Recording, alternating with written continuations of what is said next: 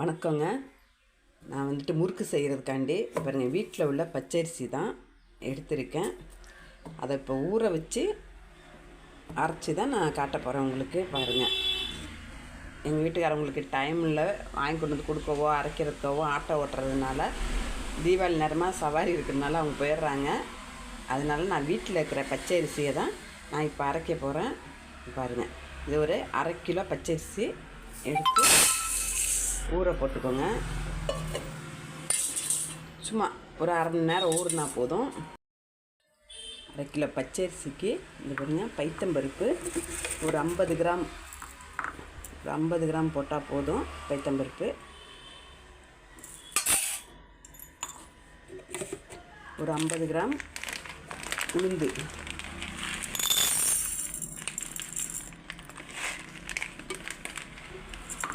பாருங்கள், ஒரு 50 கிராம் போடுங்க போதும். ஒரு 50 கிராம் போட்டிருக்கேன் பாருங்கள். இது ரெண்டையும் போட்டு சட்டியில் போட்டு வறுத்துக்குவோம்.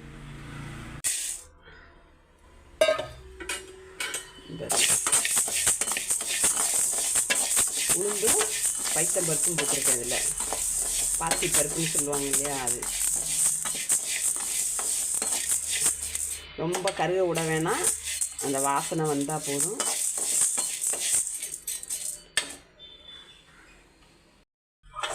பாருங்கள், இந்த அளவுக்கு வறுத்துக்கோங்க போதும். வறுத்த பைத்தம்பருப்பையும் உளுந்தையும் ஒரு ஏன்ட்டில் போட்டு நல்லா கழுவிக்குவோம். பாருங்கள், நல்லா கழுவி எடுத்துகிட்டு வந்து பாருங்கள், கழுவியாச்சு. நான் அதை நல்லா தண்ணி இல்லாமல் குக்கரில் போட்டுக்குவோம்.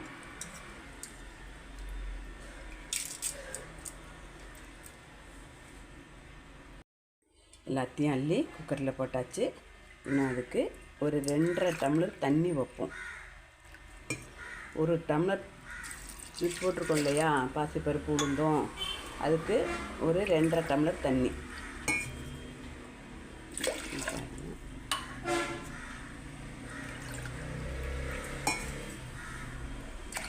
2 டம்ளர் தண்ணி ஊற்றி குக்கரில் வேக போட்டுருவோம்.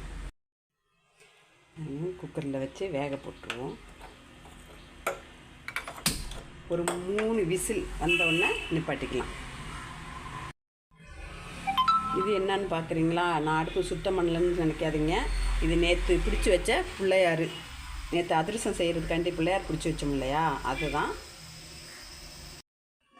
அந்த பிள்ளையாரை 3ஆம் நாள் தண்ணியில் கரைச்சிடுவேன். அரிசியை உணர விடுறதுக்கு ஒரு காட்டன் துணி எடுத்துக்கோங்க. நல்ல சுத்தமான ஒரு துணி எடுத்து காட்டன் துணியில் இந்த அரிசி எல்லாத்தையும் நம்ம உணர விடுவோம்.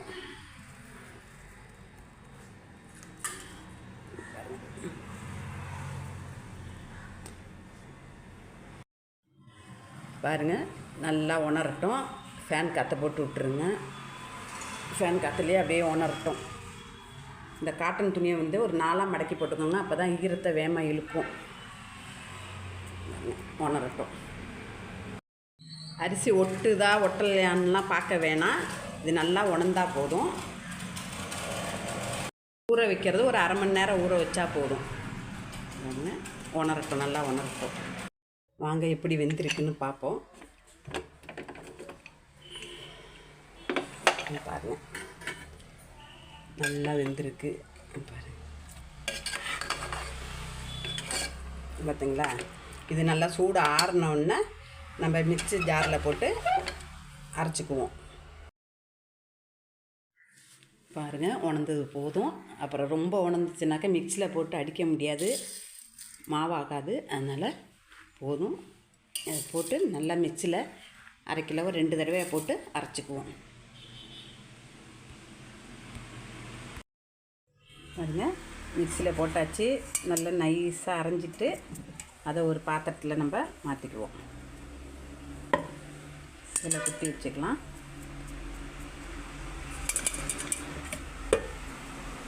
அடுத்தது இந்த பாருங்கள்,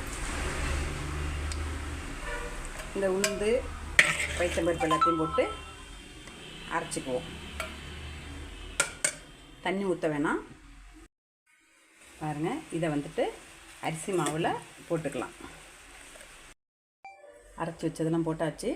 அடுத்தது பாருங்கள், கொஞ்சோண்டு ஜீரகம் போட்டுக்கோங்க. அப்போ தான் செரிமானம் கொடுக்கும். நம்ம இதில் பருப்பெல்லாம் போட்டுக்கொள்ளையா, அதனால் கொஞ்சோண்டு ஜீரகம், கொஞ்சோண்டு பெருங்காயம், தண்ணியில் கரைச்சி கூட நீங்கள் போடுங்க. கொஞ்சம் போட்டிருக்கேன். உப்பு, தேவையான அளவு உப்பு போட்டுக்கோங்க.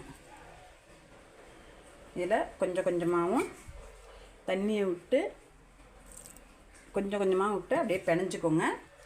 அப்படியே கொஞ்சம் மாவு ஃபஸ்ட்டே எடுத்து வச்சுக்கோங்க. அப்படி தண்ணி ஆயிடுச்சுனாக்கா போட்டு அதில் பிணைஞ்சிக்குவீங்க. இப்போ நான் பிணைய போகிறேன். பாருங்கள், நான் இந்த மாவில் வந்து நெய் போட்டுக்கிறேன். கொஞ்சோண்டு நெய் போட்டோம்னாக்கா நல்லா காய்ச்சி ஊற்றினோம்னாக்கா நல்லா வாசமாக இருக்கும். ஏன்னா நம்ம பைத்தம்பருப்பு போட்டுக்கனால பைத்தம்பருப்புக்கு இந்த நெய்க்கும் நல்லா வாசமாக நல்லாயிருக்கும். உங்களுக்கு என்ன பிடிக்குதோ நீங்கள் அதை போட்டுக்கோங்க. சூடாயிட்டு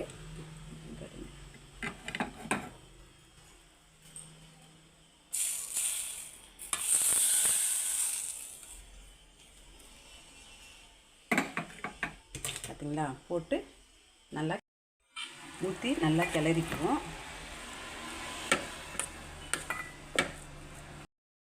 பாருங்கள், இவ்வளோ கெட்டியாக பிணைஞ்சிக்கோங்க.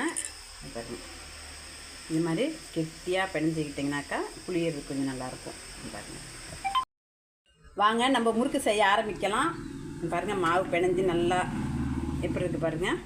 இது மாதிரி இவ்வளோ கெட்டியாக வச்சுக்கோங்க, அப்போ தான் நல்லாயிருக்கும். சரி, நம்ம ஆரம்பிப்போம். வடை சட்டியில் எண்ணெயை ஊற்றி காய விட்டுட்டேன். பாருங்கள், இந்த தட்டிலெல்லாம் முறுக்கு புளிஞ்சு வச்சுருக்கேன். தட்டில் வந்து கொஞ்சோண்டு எண்ணெயை தடவிக்கோங்க, அப்போ தான் ஈஸியாக உழுவும். பாருங்கள், இதில் அள்ளி வச்சுருக்கேன். என் செயலை காட்டுறேன். எண்ணெய் காஞ்சிட்டான்னு கொஞ்சோண்டு போட்டு பார்ப்போம். எண்ணெய் காஞ்சிருச்சு. இன்னும் முறுக்கு போடுவோம்.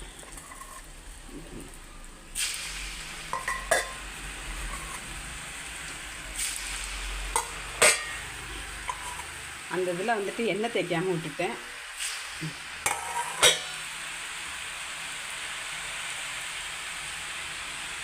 நல்லா வெந்து இந்த நுரையெல்லாம் அடங்கட்டும், அதுக்கப்புறம் எடுத்துக்கலாம். இந்த மாதிரி கெட்டியாக இருந்தால் தான் நல்லாயிருக்கும்.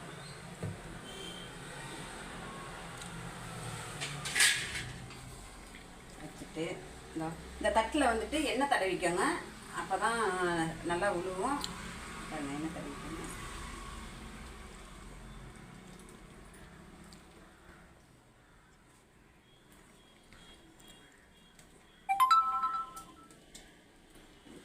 நல்லா இருக்குக்கா.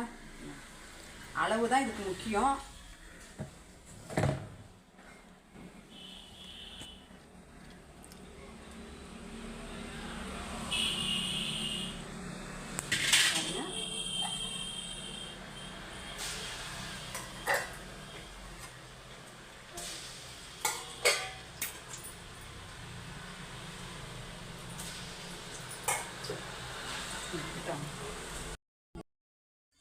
பாருங்கள், இந்த நுரையெல்லாம் அடங்கணுன்னா எடுத்தால் போதும்.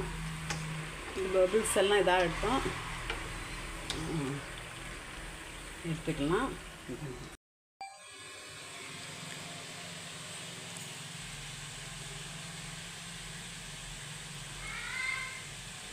இது மாதிரி தான் அழகாக சுத்தணும். பாருங்க, முறுக்கு எவ்வளோ அழகா எப்படி வருங்க, மரம் பண்ணிட்டாங்க. வரல ஒரு பொருள் எப்படி இருக்கு பாருங்க, இப்படி இருக்கணும். அதுக்கு கரெக்டான அளவை பார்த்து போடணும். கரெக்டான அளவாக இருந்துச்சுனாக்கா முறுக்கு நல்லா வரும், இல்லைன்னாக்கா பிரிஞ்சு போயிடும்.